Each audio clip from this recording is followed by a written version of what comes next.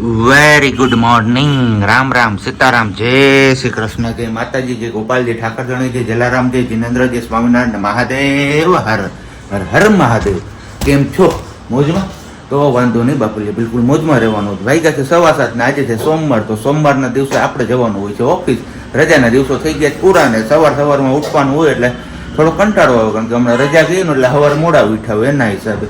અને બાકી ગઈકાલે તમારા લોકો સાથે આપણે જ્યારે વિડીયો એન્ડ કરતા હતા ત્યારે કીધું હતું કે પપ્પા આવ્યા છે ખાસ કામ માટે. એ તમને આવતીકાલના વિડીયોમાં હું કહીશ.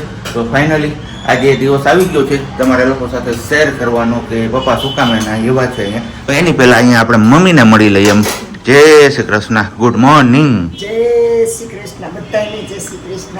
ચા પાણીના જય શ્રી કૃષ્ણ. ચા પાણી નાસ્તો થઈ ગયો? હા. એવું છે. ને ગરમી શું કે હવે? ગરમી બહુ છે.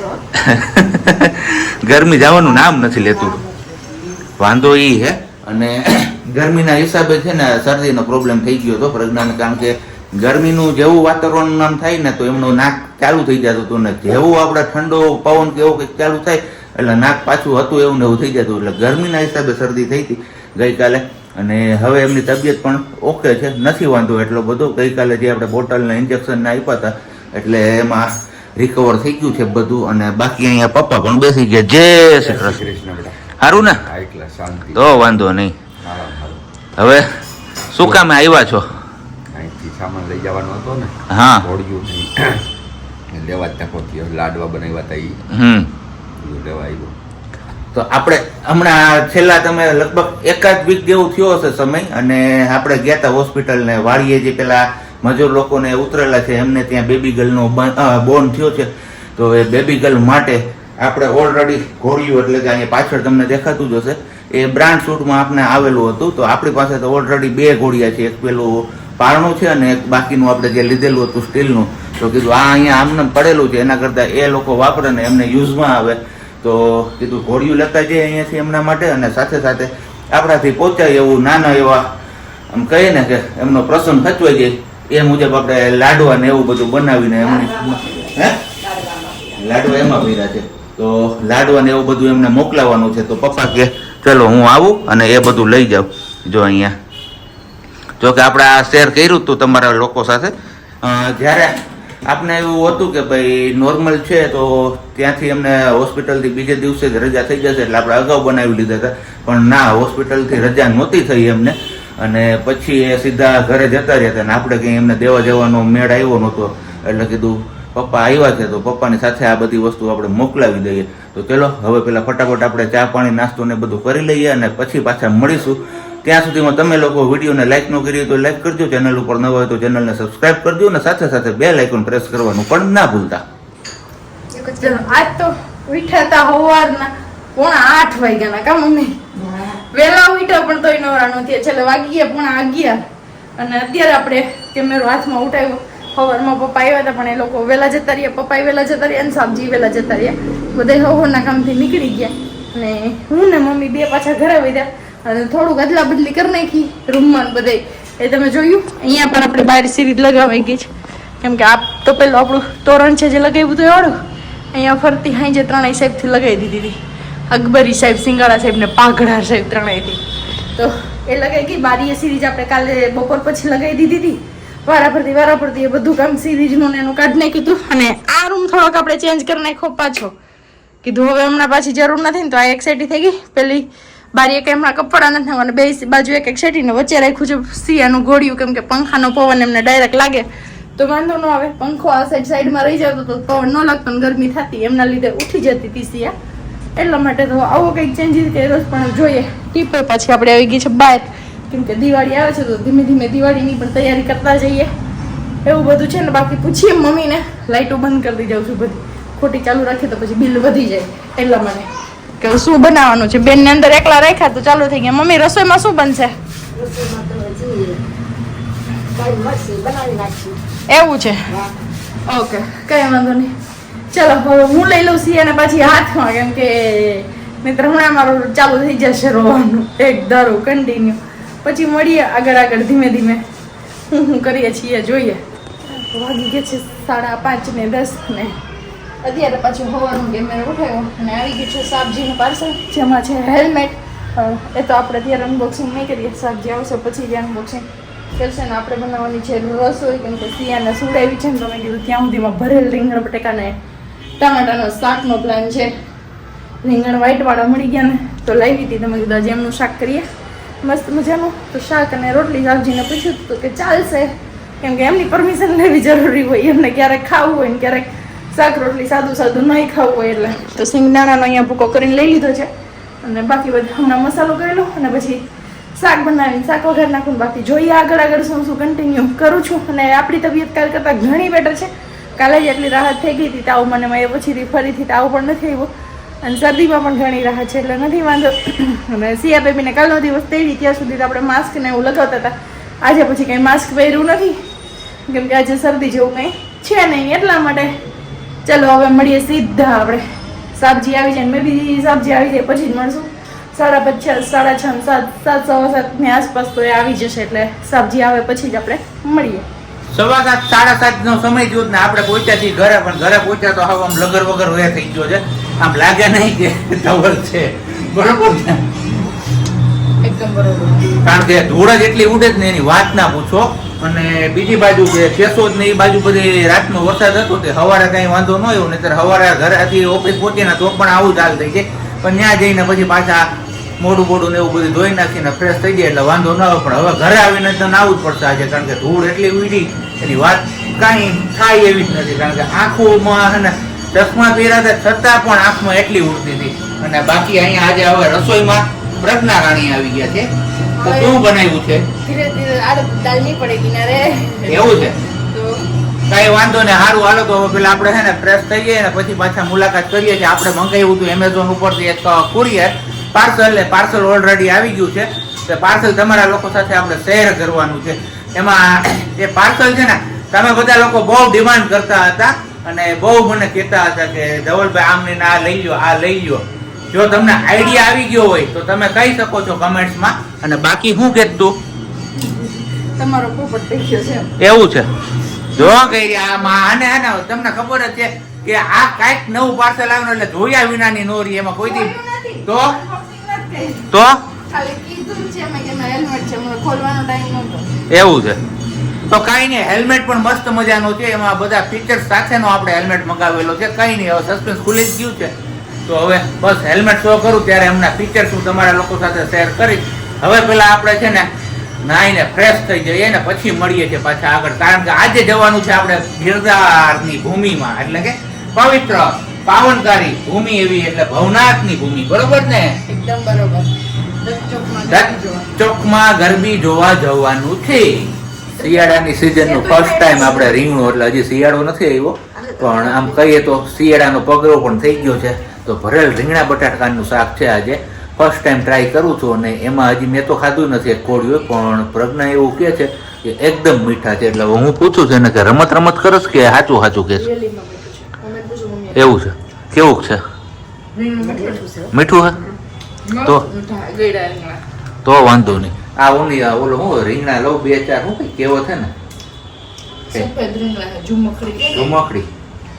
ઝુમખડી રીંગણાનું શાક. આ હમણાં ગયા શિયાળામાં બહુ વાયરલ થયા હતા ઝુમખડી રીંગણા. થઈ ગયા? એવું છે? હે? તો કઈ નહીં, સારું હાલો. હવે પેલા ફટાફટ આપણે સિયાબેન સૂતા છે ને એટલી વારમાં જમી લઈ. આપણે નાઈ ધોઈને ફ્રેશ થઈ ગયા છીએ અને પછી તમારા લોકો સાથે આપણે કરીએ હેલ્મેટ શેર. બહુ જોરદાર છે, પણ એક પ્રશ્ન આવશે એમાં મારે મોટો. એ શું પ્રશ્ન છે હમણાં આગળ હેલ્મેટ શેર કરું ત્યારે કહું તમને. ખાઈ પીને ફ્રી થઈ ગયા છે અને બસ આપણો હેલ્મેટ કંઈક આ રીતનું છે. સ્ટીલબર્ડનો છે,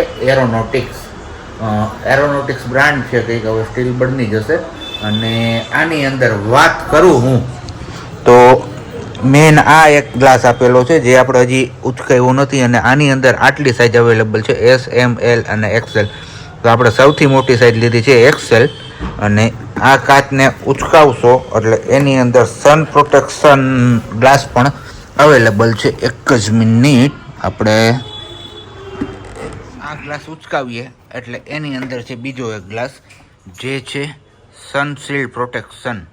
એટલે એ પ્રોટેક્શન પણ ઓલરેડી મળી જાય જો આ ગ્લાસ આપણે યુઝ ન કરવો હોય તો. આ એમનો પારદર્શક કાચ છે ને આ બ્લેક કાચ છે, અને પાછળની સાઈડ એટલે કે બેક સાઈડમાં અહીંયા લાઇટો આપેલી છે. એટલે નાઇટ ડ્રાઇવિંગમાં પણ જો આપણે આમનો યુઝ કરવો હોય તો આપણે આરામથી કરી શકીએ છીએ. અને સાથે સાથે આ બ્લૂટૂથનું ફીચર ધરાવે છે, એટલે આપણે કોલ રિસીવ કરવો હોય કે સોંગ સાંભળવા હોય તો પણ કંઈ ઉપાધિ ના થાય. અને આ જો અત્યારે આ રીતના લાઇટ કંઈક થાય છે, પોલીસ લાઇટ કહીએ કે કઈ લાઇટ કહેવાય એ તો ખ્યાલ નથી, પણ આવા કંઈક ફીચર્સ સાથેનો આપણો આ હેલ્મેટ છે અને એમેઝોન ઉપરથી આપણે લીધેલો છે. ઘણા બધા લોકો કહેતા હતા કે ભાઈ તમે આટલું બધું અપડાઉન રોજના માટે કરો છો તો એક હેલ્મેટ પહેરવું જરૂરી છે. તો ફાઇનલી હવે આપણે આ હેલ્મેટ પસંદ આવી ગયો તો આપણે હેલ્મેટની ખરીદી કરી લીધી છે. પણ પ્રશ્ન એક એ આવે છે કે થોડોક નહીં એટલો છે ને માથામાં હજુ ફિટ થાય છે, કારણ કે આ એક્સેલ મોટામાં મોટી સાઈઝ છે. આનાથી મોટી સાઈઝ આવતી હોય તો આપણે ખ્યાલ નથી, લગભગ 99% તો આનાથી મોટી સાઈઝ આવતી જ નથી. છતાં પણ તમને લોકોને ખ્યાલ હોય આનાથી મોટી સાઈઝ આવતી હોય તો કહેજો. તો હજી આપણે આમાં 10 ડેઝ રિટર્ન છે પોલિસી, તો આપણે આ રિટર્ન કરી દઈશું ને તમે જે સજેસ્ટ કરશો એ હેલ્મેટ લેશું. ઘરેથી તો આપણે નીકળી ગયા ભવનાથ જવા માટે. વાગ્યા છે અત્યારે 9:30 વાગ્યાનો ટાઈમ લીધો છે.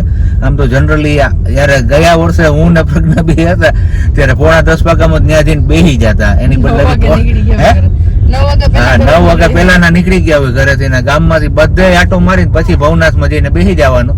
તો આજે 9:30 વાગે આપણે જઈએ છીએ, કારણ કે સિયા બેન અમારે નાના રહ્યા ને એ જાગે ત્યારે અમારે ભાગવાનું રહે.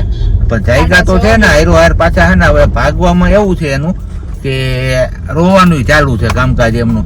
હવે ખબર નથી પડતી કે એને ભવનાથ નથી આવવું કે જુનાગઢ સિટી નથી જોવું, કારણ કે સિટીમાંથી પહેલી વાર આપણે કાઢી છે ગાડી સિયાબેન ને લઈને. જોવે તો એ જોવે એ જોતો મજા જ નથી આવતી, બીજું કઈ નથી. પણ કઈ નહીં કીધું, મેં તો કીધું કે આપણે અધવચારેથી પાછા વળી જઈએ. પણ પ્રજ્ઞા કે હવે ગાડી બહાર લઈને નીકળ્યા છીએ તો એક રાઉન્ડ મરાવીએ અમને ને ફટાફટથી આપણે કે પાછા રિટર્ન થઈ જાય. તો ભવનાથ દત્ત ચોકમાં જઈએ છીએ ને દત્ત ચોકમાં જઈને હવે મળીએ પાછા સીધા. એક ગરબી અહીંયા છે આપણે ગિરનાર દરવાજે, પણ ગિરનાર દરવાજે તો આપણો મેળ નહીં પડે, સીધું જ જવું જોશે અહીંયાથી આપણે ભવનાથની અંદર. 9:30 નહીં પણ 10 વાગ્યાનો સમય જોશે ને આપણે દત્ત ચોકે પહોંચી ગયા છીએ. હજુ તો અહીંયા આરતી સ્ટાર્ટ થઈ છે, બેકગ્રાઉન્ડમાં તમને સંભળાતી જશે. તો હવે જોઈએ છીએ આપણે સિયાબેન કેટલા વાગ્યા સુધી અહીંયા રહીએ છીએ. કે હવે લાગતું નથી કે જાજો સમય અહીંયા ટપશે, પણ છતાં પણ આપણે કીધું ચલો આછેરી ઝલક એવી દત્ત ચોકની ગરબીને તમારા લોકો સાથે શેર કરી લઈએ અને પછી ફટાફટથી આપણે પાછા ઘરે પહોંચી જઈએ.